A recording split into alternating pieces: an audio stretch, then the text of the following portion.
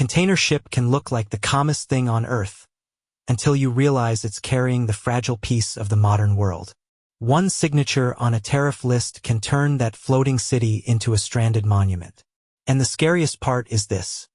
The system breaking right now isn't trade. It's your life, your groceries, your paycheck, your medicine, your future. Because we're entering something that feels less like economics and more like a slow-motion conflict. A great commodity war. Not a war of bombs, but a war of barriers. Tariffs, export bans, subsidy races, rules that decide who gets the chips, the metals, the fuel, the fertilizers, and who gets the bill. Later in this video, you'll see why a single ingredient you've never heard of can halt a factory in weeks, and how the next disruption won't start at the ports. It'll start on paper. Here's what this is really about, in plain terms. Global supply chains were built like the world is one giant factory. Raw materials from one continent, processing on another, assembly somewhere else, shipped everywhere. It was optimized for cost, speed, and just-in-time delivery, meaning companies stopped keeping extra inventory because it looked wasteful. And it worked, until politics arrived at the loading dock. Now tariffs are being used like weapons. They're sold as protection, leverage, punishment, fairness, security. Pick your label. But underneath the speeches, tariffs do something brutally simple. They change incentives overnight. They force companies to reroute, resource, reprice, and sometimes shut down. And when that happens across metals, energy, food inputs, and high-tech components at the same time, you don't get a trade dispute. You get a chain reaction. So here's what you'll get if you stay to the end. You'll understand why tariffs don't just raise prices. They scramble logistics in ways that can take years to untangle. You'll see how one missing commodity can paralyze dozens of industries like dominoes.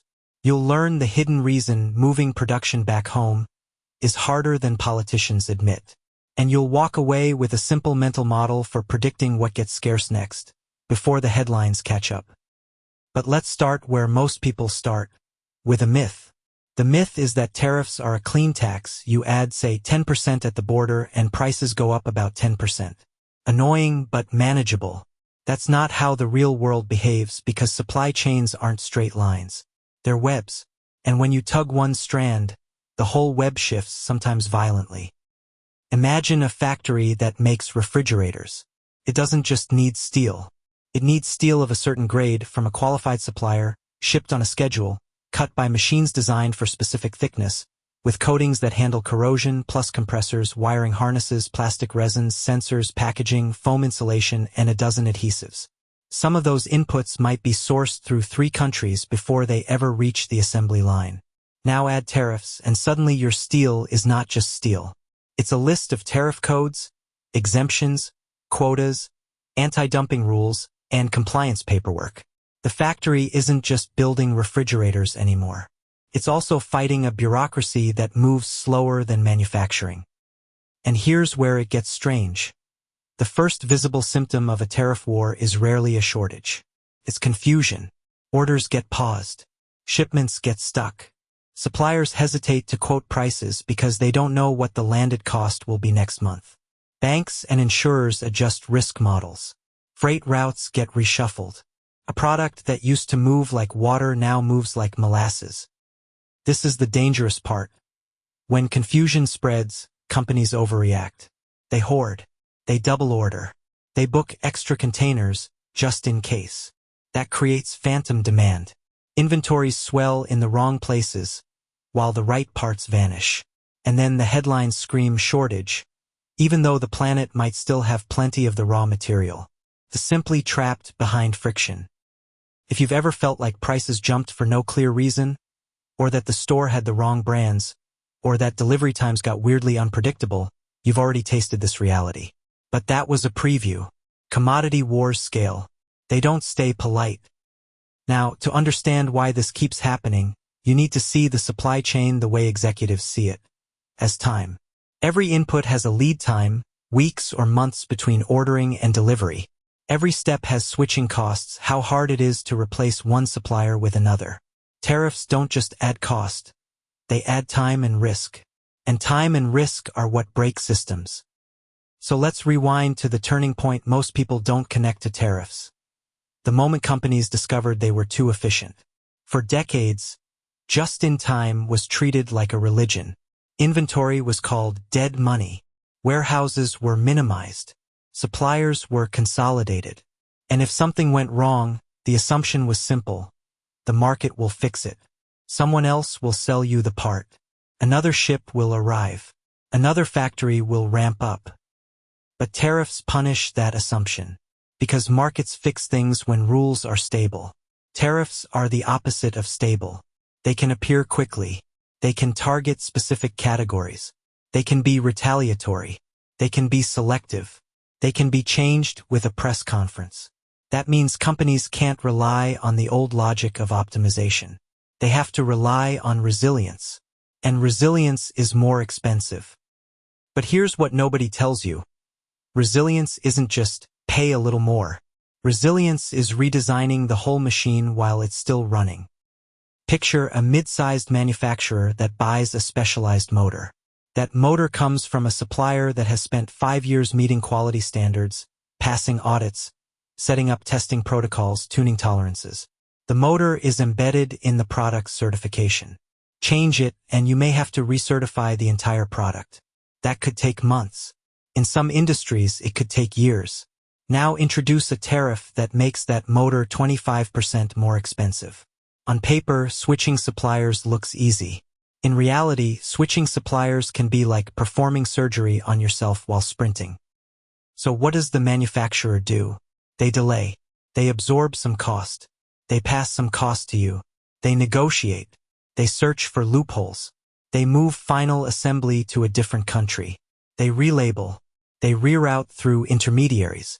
They do anything to keep shipping. And that's when tariffs stop being a policy tool and start becoming a game. A game of classification, origin rules, and paperwork engineering. A game where the winners are the ones with the best lawyers and the deepest pockets. And the losers are smaller businesses and ultimately you. This is the moment the great commodity war begins. When the border becomes a lever, and every commodity becomes a bargaining chip. Now let's talk about commodities because this isn't just about finished goods like phones or washing machines. Commodities are the invisible foundation, metals, fuels, grains, chemicals. They are the raw calories and raw atoms of the economy. And in a commodity war, the fight isn't over brands. It's over control. Take something as simple as aluminum. It's in cars, planes, cans, power lines. A tariff on aluminum doesn't just change the cost of soda cans. It changes the cost structure of transportation, construction, and energy infrastructure. And because commodities flow through everything, the impact isn't isolated. It diffuses. Here's a mental image. A commodity is like blood in a body. Tariffs are like clots. The body might still have blood, but it can't reach the organs. Some parts swell, others starve. And the body's response, panic, can do more damage than the original clot. But here's where it gets even more unsettling. Commodity wars don't just make things expensive. They make them unpredictable. And unpredictability is poison to investment. When companies can't forecast costs, they delay expansion. They delay hiring. They delay R&D. That means fewer jobs created, slower wage growth, and a weaker economy. So even if you never import anything directly, you still pay the price in the form of a slower future. What does this mean for you? It means the great commodity war doesn't have to show up as an empty shelf to hurt you. It can show up as a promotion that never happens, a factory that never opens, a project that gets canceled because the input costs became a roulette wheel. But we still haven't hit the part where supply chains truly break. That happens when tariffs collide with concentration. Because the modern world is not evenly distributed. Certain countries dominate certain stages of production. Some metals are refined in a small number of facilities. Some chemicals are produced in clusters. Some critical components are made by a handful of companies. In those cases, you don't have a broad market you can simply switch within. You have choke points. And the most dangerous choke points aren't always the ones you hear about. Sometimes it's not the semiconductor itself. It's the gases used in etching, the photoresists, the specialty machinery, the substrates. Sometimes it's not the electric vehicle battery, it's the processing of the minerals or the machinery to make the cathode or the separator film that prevents fires. The world is full of small things that are actually load-bearing pillars. This is the turning point. When tariffs target a choke point, the supply chain doesn't bend. It snaps. Now imagine a company that needs a specific chemical used in water treatment, or a pharmaceutical input, or a resin used in medical tubing. If tariffs or export restrictions make that input scarce, you can't just wait it out. Hospitals can't run out of tubing. Cities can't stop treating water. The pressure becomes immediate, moral, and political. And once politics enters the factory, it doesn't leave easily. But there's another layer people miss: retaliation. Trade policy rarely moves in one direction. If one country raises barriers, another responds. That response doesn't have to mirror the original. It can target a different commodity, a different industry, a different region. Can be designed not for efficiency, but for pain. So you get a spiral. Tariffs lead to retaliation.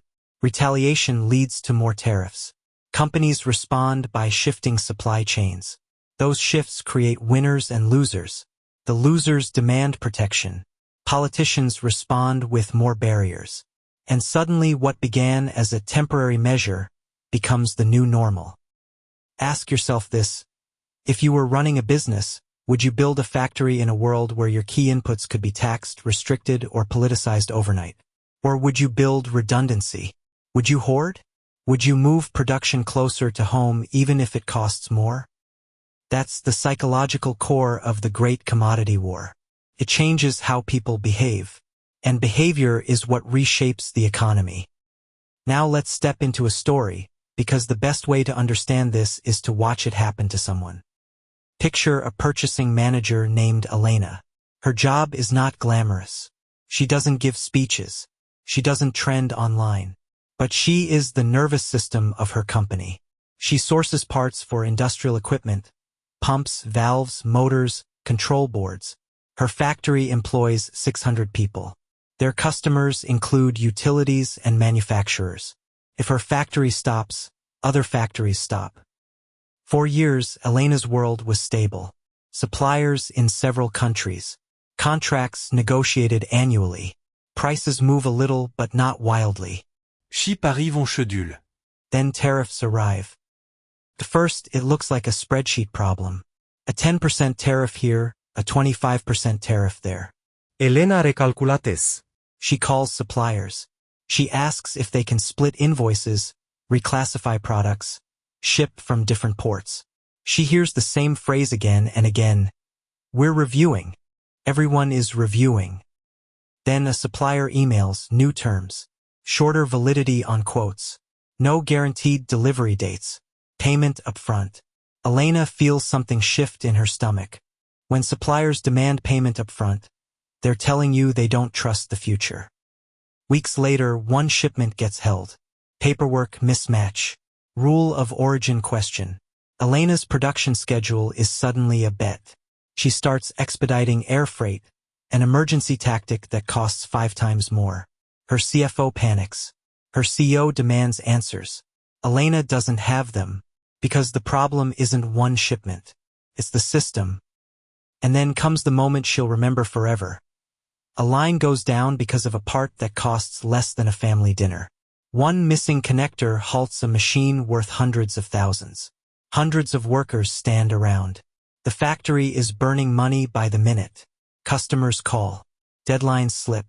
Penalties trigger. This is what supply chain breakdown looks like. Not dramatic explosions. Just silence. Machines stopped. People waiting. Time bleeding out. But here's what nobody tells you. The part didn't vanish because it didn't exist.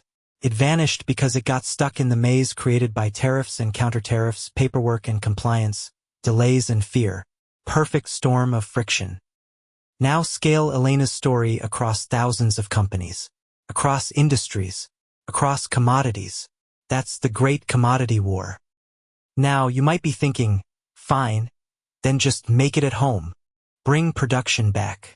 Build domestic supply chains. Problem solved. This is the part where the story gets brutally honest. You can't rebuild a global supply chain like you're assembling a piece of furniture. You don't just order one factory. Supply chains are ecosystems. They include skilled labor, specialized tooling, supplier networks, testing labs, logistics hubs, engineering talent, and years of accumulated know-how. You need power grids, ports, roads, training programs. You need permits.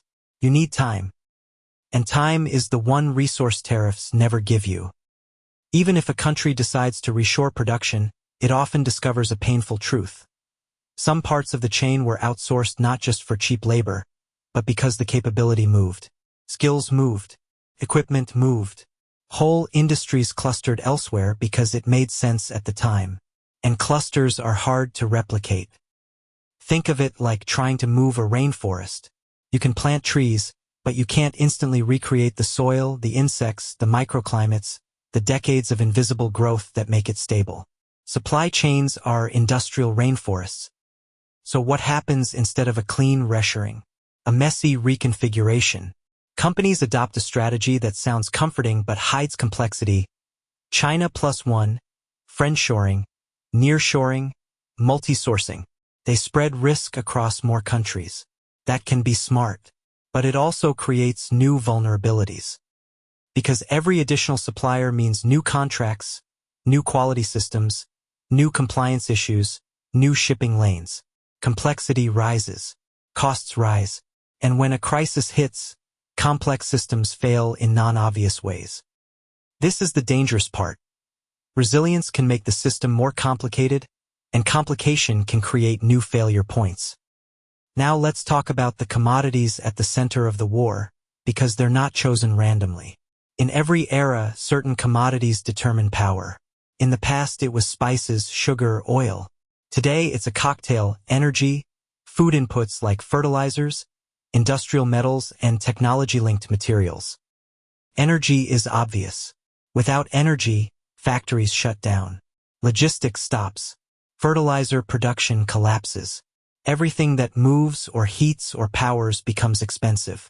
In a commodity war, energy becomes leverage. Fertilizers are less obvious, and that's exactly why they're dangerous. Modern agriculture depends on them. Restrict the flow of fertilizer inputs, nitrogen, potash, phosphate, and you don't just raise costs. You threaten yields. You turn food into geopolitics. If you've ever wondered why a policy decision thousands of miles away can affect your grocery bill, this is the bridge. Metals are the skeleton. Copper for wiring. Nickel for alloys and batteries. Lithium for batteries. Rare earth elements for magnets in motors and electronics. Aluminum for lightweight structures. Steel for everything. When these are caught in tariff fights and export controls, you don't just get higher-priced gadgets. You get delayed infrastructure, slower electrification, and a more fragile energy transition. And then there's technology, the invisible command center of everything. Chips, sensors, networking equipment, industrial control systems. Tariffs and restrictions here don't just affect consumer electronics. They affect factories, cars, hospitals, and military capabilities. That's why technology-linked commodities become the high ground. But the real horror of a commodity war is how it cascades. Here's a simple chain reaction you can picture. Tariffs raise the cost of metal inputs. Manufacturers raise prices. Customers delay orders. Factories reduce shifts. Suppliers lose volume and raise per-unit costs. Smaller suppliers go bankrupt. Competition shrinks. Prices rise more. Meanwhile, companies invest in alternative sourcing. That takes time. During that time, they build inventory buffers. That drives demand spikes. Shipping rates jump. Baraúzas fill. And then, when demand slows, inventories crash the other way. Layoffs happen. Banks tighten lending. Investment slows. Do you see it? It's not one price increase. It's a cycle of instability. And instability is exactly what breaks global supply chains. Now, there's a moment in every tariff war when the public hears a phrase that sounds reassuring. We're protecting domestic industries. And sometimes, protection does help a specific sector survive. But there's a cost that rarely gets said out loud. Protection can act like a sedative. It reduces the pressure to innovate. It can make industries dependent on barriers rather than competitiveness. And when that happens, the economy becomes less dynamic, less efficient, less adaptable. But here's the twist. Even if protection succeeds, consumers still pay. Because the protected industry's output becomes more expensive than it would have been in a fully competitive market. That expense doesn't stay in one place. It spreads through every product that uses that input. What does this mean for you? It means you can win a tariff war on paper and still lose in real life, because your cost of living rises, your choices shrink, and your economy becomes more brittle. And then we arrive at the part that feels almost like sabotage, even when it isn't, the compliance bottleneck. In a tariff-driven world, customs classification becomes destiny. A product can be taxed differently depending on how it's described, which materials dominate, where it's substantially transformed, and how documentation is presented. Companies hire specialists just to navigate this. They build systems to trace origin. They audit suppliers. They store certificates. They redesign products to fit categories. They spend millions not to build better products, but to survive the border. And when rules change, all that work can become worthless overnight. This is the turning point. Global trade becomes less about production and more about paperwork. And paperwork doesn't create prosperity. It creates friction. Now let's tighten the lens. Why are tariffs so attractive politically? Because tariffs are visible power. They're easy to announce. They create an enemy. They promise control. They give the illusion of strength. We're taking action. And sometimes they bring short-term bargaining leverage. But the supply chain consequences are slow. They're delayed by inventory already in transit, by contracts signed months ago, by the fact that consumers don't see the missing component. They see the final product, and only when it fails to arrive or becomes expensive. So the political reward is immediate, and the economic pain is delayed. That's a dangerous incentive structure. And it gets worse when elections come into play, because the temptation grows to escalate, to show toughness, to punish rivals. The system becomes a stage. Meanwhile, businesses, the ones that actually have to make things, are stuck adapting to a policy environment that feels like shifting sand. So what do businesses do? They change the geography of production. This is where you start hearing about manufacturing moving to new hubs. Some production shifts to countries that are seen as safer partners. Some shifts closer to the final market. Some shifts into regional blocks, North America, Europe, Asia, each trying to build semi-self-sufficient supply chains. On the surface, that sounds like a world becoming more resilient. But there's a hidden cost: duplication. When you build multiple parallel supply chains, you lose the efficiency of scale. You end up with redundant factories, redundant logistics, redundant inventory. That redundancy is insurance. And insurance is expensive. So even in the best case, where businesses successfully reconfigure without catastrophic shortages, the world becomes structurally more inflationary. Not because people are greedy, because the system is less optimized. The cheap era depended on trust and openness. Commodity war replaces trust with suspicion and barriers. But here's what nobody tells you. Once supply chains fragment, they don't easily remerge. Because companies invest based on expectations. If you spend billions building a new plant in a safe country, you're not going to abandon it just because tariffs ease later. You'll keep producing there to justify the investment. That means the reconfiguration becomes permanent. So the great commodity war doesn't end when tariffs are lowered. It ends only when new supply chains stabilize. And that takes years. Now we're ready for the climax, because all the threads are converging. Imagine a world where energy is contested, where key minerals are treated like strategic assets, where technology components are restricted, where food inputs are politicized, where shipping routes are stressed. Now add tariffs that reshape flows across all of those simultaneously. That creates a perfect storm. Companies race to secure supply. They sign long-term contracts. They prepay. They stockpile. Governments subsidize domestic production. Rival governments retaliate. Trade lanes shift. Prices spike. Then inventories overshoot. Prices crash. Producers cut output. The next shortage forms. It becomes a cycle. Scarcity, panic, overbuild, glut, underinvestment, scarcity again. And in the middle of that cycle is you. Your rent doesn't pause because a container got delayed. Your bills don't care about tariffs. Your employer doesn't keep paying higher input costs forever. Eventually, something has to give. This is the dangerous part. In commodity wars, the pain doesn't distribute evenly. It hits the most vulnerable first. People with tight budgets feel food and energy spikes immediately. Small businesses can't absorb volatility. Workers in fragile industries face layoffs when margins collapse. And when anger rises, politics becomes even more extreme, feeding the very cycle that caused the instability. Now, there's one more twist that makes this era feel uniquely unstable. Modern supply chains are also data chains. Tariffs and trade barriers don't just affect physical goods. They affect the flow of designs, software updates, cloud services, and technical support. When systems are restricted, companies can lose access to critical tools that keep factories running. So the Great Commodity War is not only about raw materials. It's about the ability to operate complex systems across borders. It's about who can maintain machines, who can update firmware, who can supply spare parts, who can train technicians.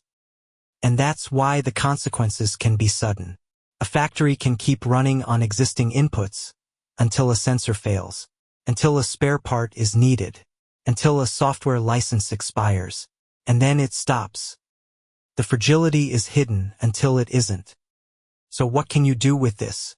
How do you make sense of a world that feels like it's being rewired in real time? Here's the mental model. Stop thinking of tariffs as a tax. Start thinking of tariffs as a shock to time, trust, and concentration. Time. Tariffs add delays, paperwork, recertifications, and shipping reroutes. Delays break just-in-time systems. Trust. Tariffs signal that rules can change unpredictably. That causes hoarding, hedging, and investment slowdowns. Concentration. If an input comes from a narrow set of producers, tariffs and restrictions can turn a manageable cost increase into a full-blown shortage. When you watch the news, don't just ask, what was tariffed? Ask, how concentrated is that supply? How fast can it be replaced? How critical is it to multiple industries? If the answer is highly concentrated, slow to replace, and used everywhere, you've found a fault line. And if you're wondering what comes next, look for the areas where the stakes are highest: energy systems, advanced manufacturing, critical minerals, food inputs, and anything tied to national security narratives. Those are the commodities that get pulled into war first. Now let's close the loop on Elena, because she represents millions of people you'll never see interviewed. After months of chaos, Elena's company changes suppliers for some parts. They redesign products to use more standardized components. They build inventory buffers. They sign longer contracts. They raise prices. Their customers complain. Some leave. Some accept.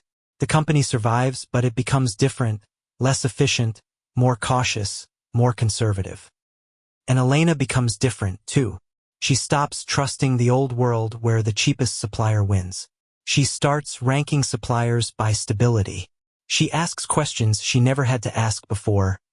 What happens if borders close? What happens if a tariff appears tomorrow? What happens if a rival country restricts this input?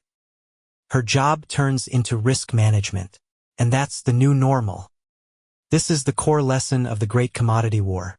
The world is shifting from efficiency to security, from optimization to resilience, from global webs to regional blocks. That shift might reduce some risks, but it creates new ones: higher costs, more duplication, more political control over the flow of goods.